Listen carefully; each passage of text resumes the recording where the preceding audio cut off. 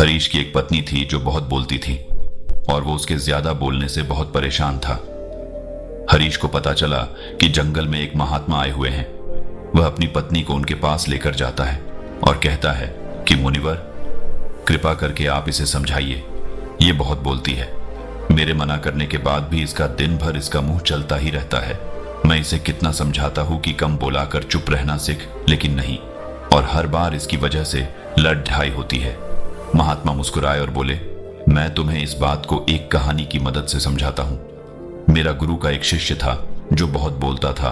वह हर समय इधर उधर की बातें करता था और कभी शांत नहीं रहता था। जब वह दान लेने के लिए जाता तो हर घर से एक नई कहानी लेके आता और आश्रम के दूसरे शिष्यों को सुनाता, और एक शिष्य की दूसरे से बुराई करता, चुगली करता और दूसरों के सामने अच्छा बनने का प्रयास करता और खुद के मुंह से ही खुद की तारीफ करता रहता और हमेशा खुद को गुरु के सामने सबसे बुद्धिमान और उत्तम साबित करने का प्रयास करता।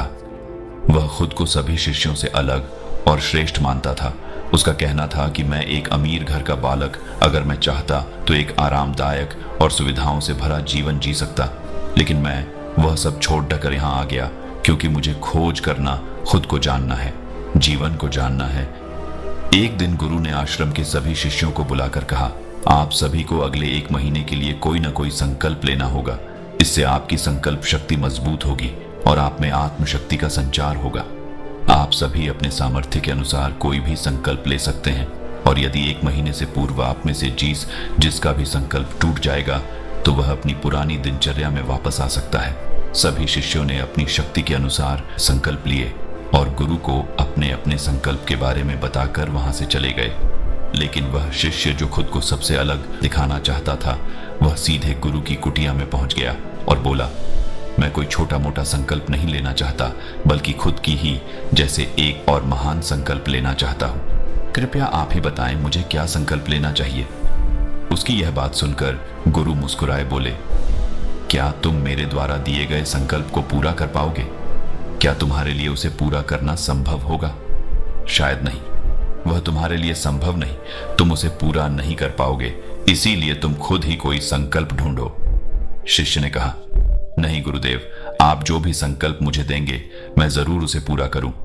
गुरु ने कहा, ठीक है, तो तुम अगले 1 महीने तक चुप रहो, मुंह से एक शब्द भी नहीं निकालोगे, यही है तुम्हारा संकल्प। शिष्य ने कहा, गुरुदेव, यह भी कोई संकल्प है? यह तो बहुत ही आसान है। आप कोई संकल्प दीजिए जो मेरी योग्यता के बराबर हो। गुरु ने कहा, पहले तो तुम इस संकल्प को तो पूरा करके दिखाओ। शिष्य ने गुरु की बात मान ली और वह उसी समय चुप हो गया और पलटकर कुटिया से बाहर चला गया। उसे चुप रहना बहुत आसान लग रहा था।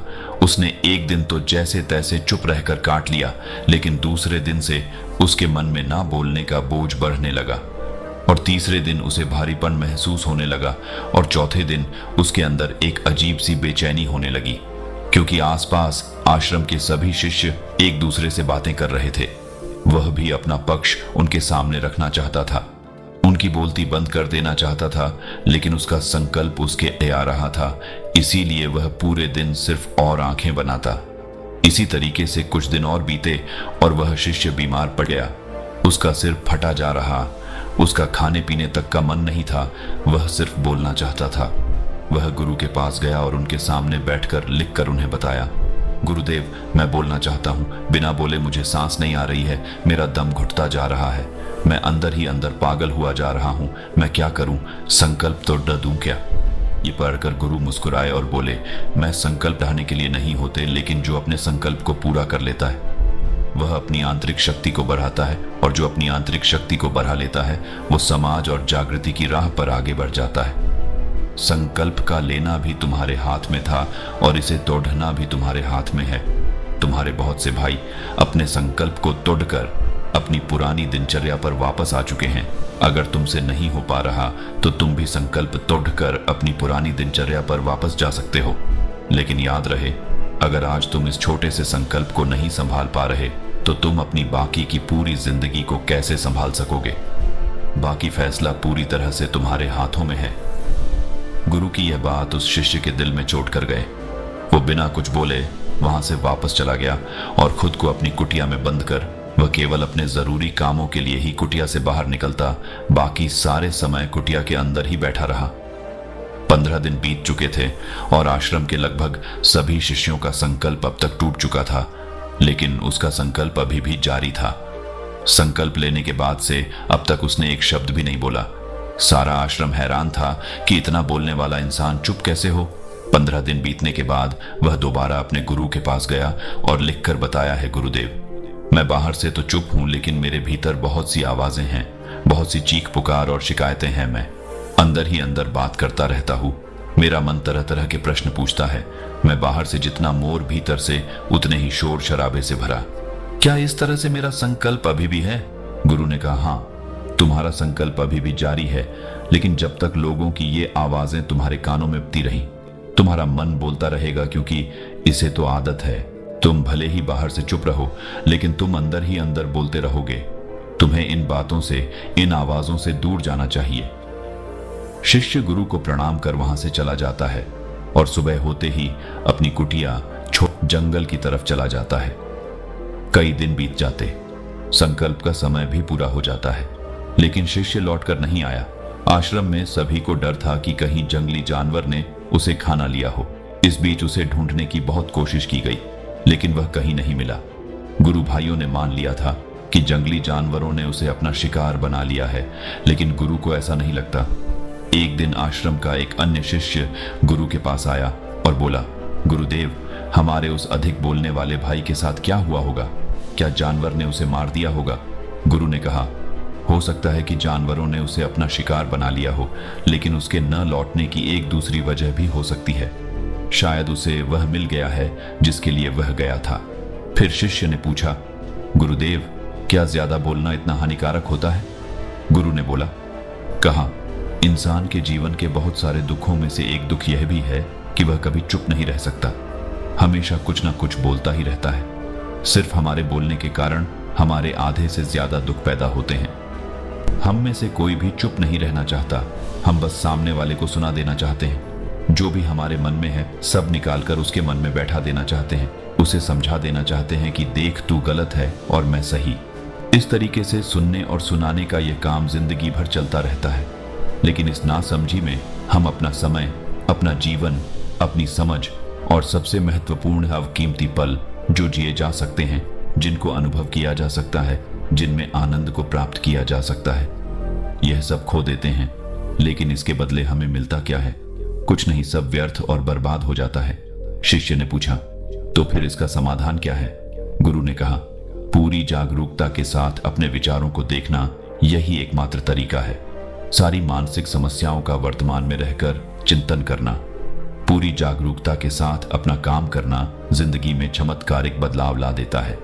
उसके बाद वह शिष्य गुरु से अपने प्रश्नों का उत्तर पाकर उनको प्रणाम करके वहां से चला गया। उस शिष्य को आश्रम छोड़ ढकर गए 3 महीने का समय बीत चुका था, लेकिन उसकी कोई खबर नहीं। अब तक तो सभी गुरु भाइयों ने भी उसके वापस लौटने की उम्मीद छोड़ी, लेकिन एक दिन वह आश्रम लौट आता है। लेकिन अब वह नहीं था जो यहां से गया था, वह कुछ और ही बनकर वापस आया था। उसके अंदर एक गजब का बदलाव महसूस किया जा सकता था। उसके चेहरे पर एक गजब का ठहराव और आंखों में बनी शांति थी। आश्रम में आते ही सभी गुरु भाइयों ने उसे चारों तरफ से घेर लिया और बातें करने लग गए। वह भी अपने गुरु भाइयों से बातें करने लगा। उससे बात करने वाले सभी ने यह अनुभव किया कि अब वह पहले जैसा उतावला और बातूनी नहीं रह गया था। उसके मुंह से एक एक शब्द बहुत ही सुलझे हुए और मधुरता के साथ निकल रहे थे। थोड़ी देर तक गुरु भाइयों से बात करने के बाद वह सीधा गुरु की तरफ चला गया। उसने गुरु के चरण छुए और कहा, गुरुदेव, क्या मैं अब भी मौन हूं? क्या अब भी मेरा संकल्प जारी है? गुरु ने कुछ देर तक शिष्य की आंखों में बड़े ध्यान से देखा और कहा, हां, तुम अब भी मौन हो। तुम्हारे मुंह से एक भी शब्द निकल नहीं रहा और तुम्हारा संकल्प अभी भी जारी है। शिष्य ने कहा, गुरुदेव, जब मैं आश्रम से गया तो मैं मुंह से तो चुप था, लेकिन मेरे अंदर बहुत सी आवाजें थीं। मन में बहुत से प्रश्न थे और वह बंद नहीं हो रहे थे, तो मैं जंगल में चला गया, इस उम्मीद से कि वहां मुझे शांति मिलेगी और मेरे मन की बकबक कम हो जाएगी। लेकिन मैं जितना एकांत में जाता गया, मेरे अंदर की आवाज उतनी ही तेज होती गई। मेरे भीतर की पुरानी से पुरानी आवाज मुझे सुनाई देने लगी। तब जाकर मैंने महसूस किया कि मैं कितना गलत कर रहा था। जब मैं अपने परिवार वालों, दोस्तों को और गुरु भाइयों को बुरा भला कहता था तो उस समय मुझे लगता था कि मैं सही कह रहा हूं। जब मैं गुरु भाइयों की एक दूसरे से चुगली करता था और उनका मजाक बनाता, तब भी मुझे यही लगता था कि मैं उनसे बेहतर हूं और मैं सही कर रहा हूं। लेकिन उस दिन मैंने पहली बार महसूस किया कि मैं कितना गलत बोलता था। काफी दिनों तक ये आवाजें, ये शिकायतें मेरे अंदर चलती रही, लेकिन धीरे धीरे करके एक दिन ये सारी आवाजें मेरे अंदर से समाप्त हो गई। अब मैं भीतर से भी मौन हो गया। उस घने जंगल में बाहर से कोई बोलने वाला था नहीं और भीतर कोई आवाज बची ही नहीं थी, और मैं उस दिन पहली बार मौन का सही अर्थ समझा। मेरे चारों तरफ बहुत शांति थी। हालांकि अभी भी कुछ आवाजें आ रही थीं जो पहले भी आती थीं, लेकिन मैं उन्हें सुन नहीं पाता था।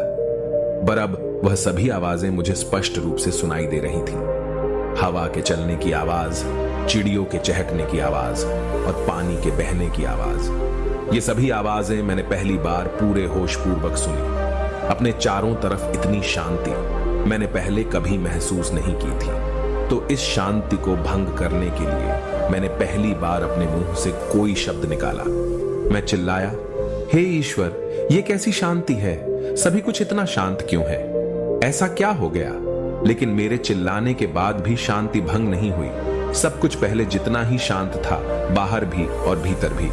हे गुरुदेव, मैंने अपने गुरु भाइयों से बात की, मैंने आपसे बात की। मैं बोल रहा हूं, मैं चल रहा हूं, मैं सब कुछ देख रहा हूं, लेकिन मैं अपने भीतर एकदम एकांत में हूं, मौन में हूं। भीड़ में होता हूं तब भी भीतर से अकेला एकांत में होता हूं। जब मैं खुद में भी शोर करना चाहता हूं तब भी एकांत में ही होता हूं। अब सब दिखाई पड़ने लगा है, सब सुनाई पड़ने लगा है। गुरु ने कहा, जब तक हम बाहर की तरफ बोलते रहेंगे, भीतर अशांति ही रहेगी। लेकिन जिस दिन हम भीतर की तरफ मुड़ जाएंगे, तब हमारे मुंह से कुछ भी निकलेगा, हम शांत ही रहेंगे। दुनिया में जितनी भी बुराइयां हैं, ज्यादातर हमारे बोलने से ही उत्पन्न होती है, क्योंकि हम चुप रहना नहीं चाहते। हम जितनी जरूरत है उससे कहीं ज्यादा बोलते हैं। हम सामने वाले को सुनना नहीं चाहते, बल्कि उसकी बोलती बंद कर देना चाहते हैं। उसे समझा देना चाहते हैं कि मैं कौन हूं, मैं क्या कर सकता हूं, और यही हमारी जिंदगी का मकसद बनकर रह जाता है। हमारी सारी ऊर्जा व्यर्थ के बोलने में बर्बाद होती रहती है। ऐसे ही समाज में लोगों का जीवन दुखों से भर जाता है, जो हमेशा एक दूसरे को सुनाने में लगे रहते हैं। कभी एक दूसरे को सुनना नहीं चाहते, समझना नहीं चाहते,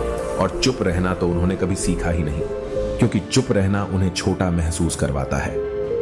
दुनिया की सभी लड़ाइयों का कारण हमारा बोलना ही है। इसलिए हमें सिर्फ उतना ही बोलना चाहिए जितना जरूरी हो, क्योंकि व्यर्थ का बोलना ऊर्जा को नष्ट करना है, और यह बोलना ही हमें कभी अपने भीतर की ओर लौटने नहीं देता, क्योंकि यह हमें बाहर की ओर खींचकर रखता है, और बाहर है ही क्या इस संसार के अलावा। लेकिन अगर अपने भीतर के संसार की ओर मोड़ना है तो इस मुंह को बंद ही रखना चाहिए। इसीलिए जितने भी बुद्ध हुए, आत्मज्ञानी हुए, वह सभी एकांत की ओर भागे, ताकि उन्हें ज्यादा ना बोलना पड़े, ज्यादा सुनना ना पड़े।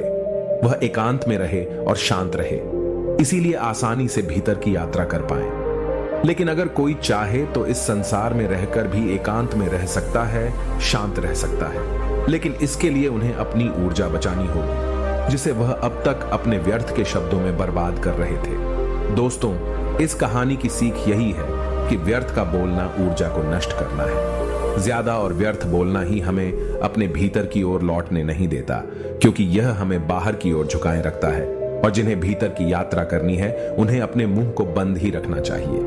मुझे उम्मीद है कि आपको यह कहानी पसंद आई होगी और काफी कुछ सीखने को मिला होगा। कहानी के बारे में अपने विचार आप हमें नीचे कमेंट बॉक्स में कमेंट करके बता सकते हैं। बाकी अगर ये कहानी आपको अच्छी लगी हो तो इस वीडियो को लाइक करें, और ऐसी और कहानी सुनने के लिए डे इंस्पायर्ड यूट्यूब चैनल को सब्सक्राइब करें। तब तक मिलते हैं हम आपसे ऐसी ही एक और प्रेरणादायक कहानी के साथ अगले दिन। धन्यवाद।